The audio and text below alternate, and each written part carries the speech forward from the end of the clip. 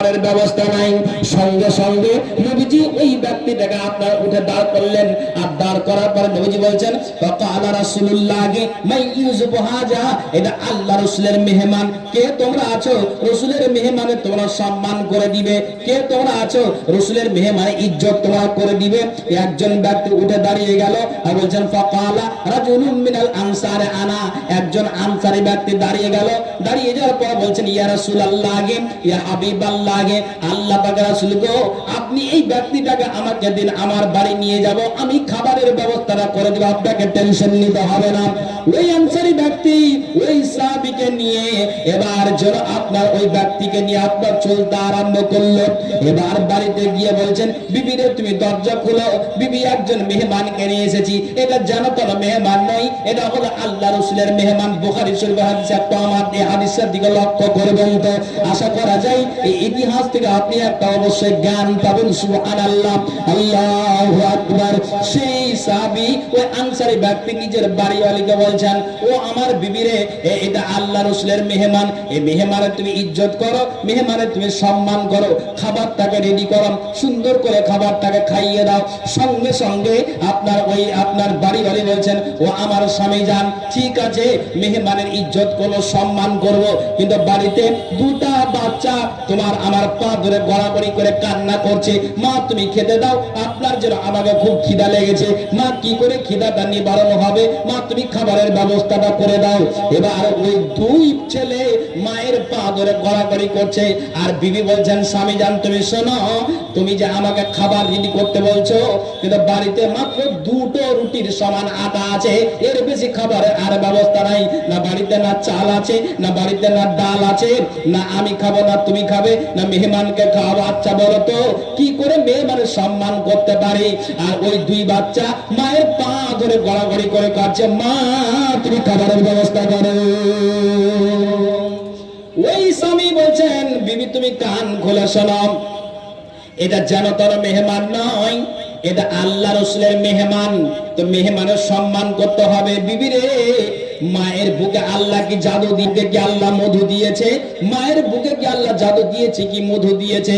ওই স্বামী বলছে বিবি রে তুমি বাচ্চা দুটোকে কোলে নিয়ে নাও, গালে চুমা দাও, মুখে চুমা দাও, পেটে চুমা দাও, বাচ্চা দুটোকে আদর করো, আর যখন তোমার হাতের মালিশ পাবে, তেলের মালিশ পাবে, বাচ্চা দুটোকে আদর করবে, তোমার হাতের মালিশে তোমার আদরে বাচ্চা দুটো ঘুমিয়ে যাবে। এক কথা ওই বাচ্চা দুটোকে রুটি খেতে দিতে হবে না।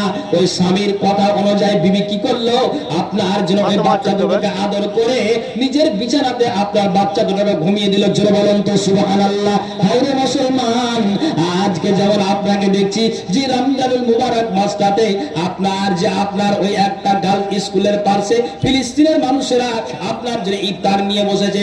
10 মিনিট ইফতারের আগে আপনার ইসরায়েলে আপনার বোমা বাস্ট করে, পিস্তল বাস্ট করে আপনার বোমা ফেলে দিয়ে 10 মিনিট আগে কেউ আহত হয়েছে, কেউ নিহত হয়েছে, ইফতার করার তাদেরকে সুযোগ করে দেওয়া হয়নি।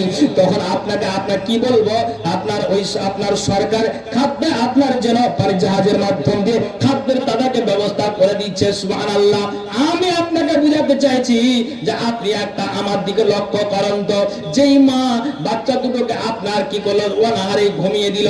ওরে মা রে, তোমার বাড়িতে যদি মিসকিন আসে, বাড়িতে তোমার বাচ্চা আছে, তোমার বিবি আছে, তোমার স্বামী আছে, ছেলে মেয়ে আছে, সব কিছু শ্বশুর শাশুড়ি আছে, ওই মুহূর্তে ফকির মিসকিন চলে এসেছে, আর যদি তুমি বলো স্বামী যান এখন কি করে খেতে দিব, মাত্র তোমার সমান খাবার আছে আর বেশি খাবার নাই, তখন তুমি কি করবে, ওই মিসকিনকে ঘুরিয়ে দিবে। এমনটা আমাদের ব্যবহারটা হয়। সুবহানাল্লাহ। কিন্তু এই নারী থেকে আপনাকে শিক্ষা নিতে হবে, এই পুরুষ থেকে আপনাকে, আনসারী ব্যক্তি থেকে আপনাকে শিক্ষা নিতে হবে, আর ওই নারী থেকে মহিলাদেরকে আপনাদের ওই নারীদেরকে শিক্ষা নিতে হবে। ওই মা কি করলো, বাচ্চা দুটোকে সুন্দর করে আদর করে আপনার বিছানায় ঘুমিয়ে দিল। এবার মা রুটির আটা আপনার সানছে রেডি হয়ে গেল। রুটি যখন রেডি হয়ে গেল, দুটো রুটি, হাদিস বলছে আপনাকে, কোনো বাজে গল্প নয়, বুখারীর হাদিস। তখন এবার স্বামী কি করলো, সুন্দর করে দাস্তারখানা বিছিয়ে দিল, পানি দিয়ে দিল, গ্লাস এগিয়ে দিল, জ্যাক দিয়ে দিল, দাস্তারখানা বিছিয়ে দেওয়ার পরে তরি তরকারি দিল, রুটি দিল, আর ওই মেহমান বারবার করে বাড়ির মালিক মেজবানকে বলছে, ওগো মেজবান আপনি যে আমার এত সম্মান করছেন, তো আপনি আমার সাথে খান। আজকে আমি শান্তিপুর গ্রামের জলসা এসেছি, আমার বাড়ি পলাশবো না, তো আপনাকে আমি কোনটা বোঝাতে চাইছি? আমাকে খেতে দিয়েছেন আপনার বাড়িতে, আমি বলছি ভাই আমার সাথে একটুখানি খান। আপনি বলবেন কি একটু আমার একটু আগে খাওয়া হয়ে গিয়েছে, আর আমি খেতে পারবো না। আমি বারবার করে আপনাকে ডাকছি, আমার বাড়ি যেতে গেলে আপনি বলবেন মওলানা একটুখানি তো আমার সাথে খাবেন। তেমনি যেন মেহমান বারবার করে বলছেন ওগো মেজবান আমার সাথে এসে খান, আমার সাথে এসে খান। এবার মেজবান চিন্তা করলে আল্লাহরে মাত্র দুটো রুটি আছে, আর আমি যদি তার পাশে বসে খাই তাহলে হতে পারে আমি একটা রুটি খেয়ে দিব, মেহমান একটা রুটি খাবে, তার পেট না ভরে, তাহলে এটা কিন্তু বিশাল একটা লজ্জাজনক ব্যাপার। তা আমি কি করলাম, নিজের বাড়িওয়ালিকে বললাম বাড়িওয়ালি তুমি কান খুলে শুনো, সামনে যে আপনার প্রদীপটা জ্বলছে, হ্যাচাক চারাক জ্বলছে, এই চারাকটাকে তুমি বন্ধ করে দাও। মেহমান কি যেহেতু আমাকে বারবার আহ্বান করছে আমার সাথে খান, আমার সাথে খান, মেহমান তো জানে না বাড়িতে না চাল আছে, না ডাল আছে, না আর কিছু শাকসবজি আছে, না ছেলে দুটোকে খাওয়াবো, না বিবি খাবে, না আমি খাবো, এরকম কোনো ব্যবস্থা নাই। তো বারবার করে যে আমাকে ডাকছেন, সঙ্গে সঙ্গে ওই আনসারি ব্যক্তি বলছেন বিবিরে তোমাকে আমি ইশারা করলাম সামনে যে চারাকটা জ্বলছে এটা তুই প্রদীপটাকে বন্ধ করে দাও। ওই বিবি তাই করলো, প্রদীপটাকে বন্ধ করে দিল। আর মেহমান বলছে আসুন আমার সাথে খান। তখন এবার কি করলো, ওই মেহমানের সঙ্গে মেজবান আপনার এমনি আপনার রুটিটা হাতটা নিয়ে যায়, আর ওই হাতটাকে এমনি এমনি নিয়ে আসে, আর মুখে আপনার এমনি এমনি দেয়, আর খাবারের মতো করে আওয়াজ করে যায়। তাহলে মেহমান বুঝবে যে মেজবান আমার সাথে বসে খাচ্ছে। এটা কিসের জন্য? যে বাড়িতে আর কোনো খাবারের ব্যবস্থা নাই। কত তাদের অভাব ছিল। পৃথিবীর মানব রে, আপনি আমার দিকে একটুখানি লক্ষ্য করেন তো, সেই আপনার ওই মেহমান যতবার আপনার খাচ্ছে, মেজবান ওইভাবে আপনার রুটিতে হাত নিয়ে যাচ্ছেন, আর হাতটাকে আপনার এমনি টেনে নিয়ে মুখে দিচ্ছে, আর খাবারের মতো করে আওয়াজ করে যাচ্ছে। বুঝতে পারবে মেহমান যে আমার সাথে বসে খাচ্ছে। আল্লাহু আকবার। পৃথিবীর মানব এবার যখন আপনার দুটো রুটি মেহমান খেয়ে নিল, বাড়িতে ঘুমানোর ব্যবস্থা করে দিল, মসজিদে আজান হচ্ছে, আসসালাতু খায়রুম মিনান নাওম।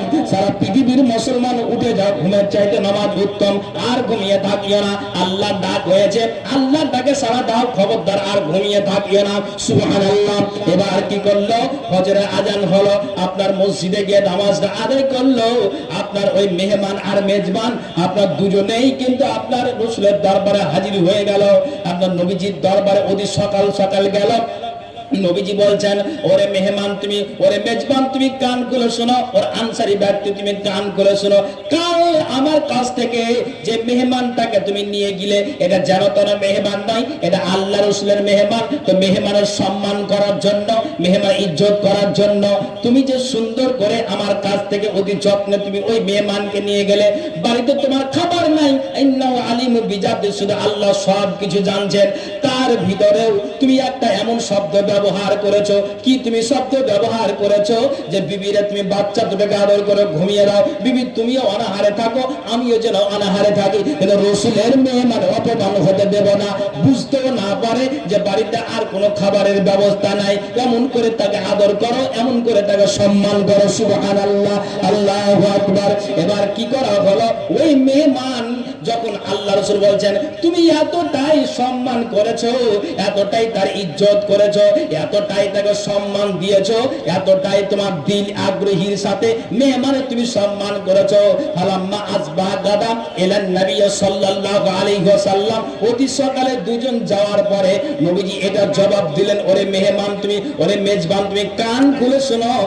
রাত্রে তোমাদের স্বামী এবং স্ত্রীর যে কাণ্ডটা হয়েছে, যে ব্যবহারটা মেহমানের সঙ্গে তোমরা করেছো, জাহাকাল্লাহুল লাইলাতা, আল্লাহ তাআলা তোমাদের ব্যবহার দেখে আল্লাহ পর্যন্ত হেসে দিয়েছেন। যদি বলেন একবার সুবহানাল্লাহ, আল্লাহু আকবার বলো, আল্লাহু আকবার, আল্লাহু আকবার বলো, আল্লাহু আকবার।